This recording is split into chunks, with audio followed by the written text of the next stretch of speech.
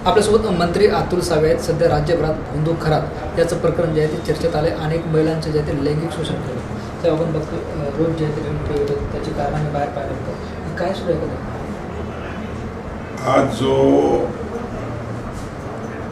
T व्हीवर माझा photo दाखवण्यात आला, त्या फोटोमध्ये मी सहकार मंत्री असताना सिन्नरला एका सहकारी औद्योगिक वसाहतीच्या कार्यक्रमात गेलो होतो आणि त्या कार्यक्रमामध्ये ते व्यासपीठावर होते. माझा काही त्यांचा परिचय नाही किंवा कुठलीही ओळख नाही. एखाद्या सार्वजनिक कार्यक्रमामध्ये कोण व्यासपीठावर बसले, कोण कोण आहे याची काही जाणीव मलाही नव्हती आणि कधी कुठल्याच नेत्यांना नसते.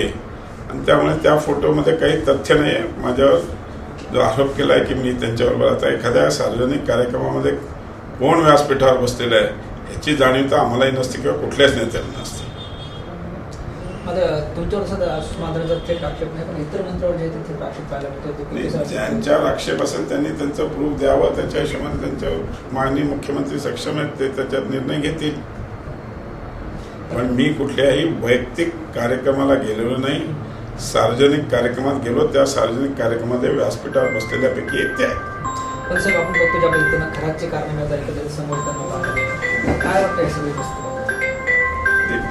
जे काय आता माननीय मुख्यमंत्र्यांनी त्याच्यात पूर्ण एन्क्वायरी करायचे आदेश दिलेले आहेत आणि नक्कीच जे आरोपी असतील त्यांच्यावर कारवाई केली जाईल.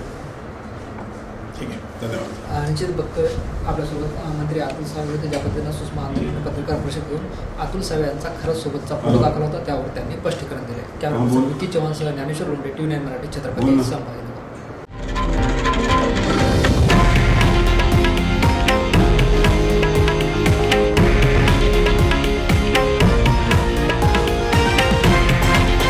हे आहे देशातील नंबर 1 न्यूज नेटवर्क आणि आपण पाहत आहात TV9 मराठी, एकमेव.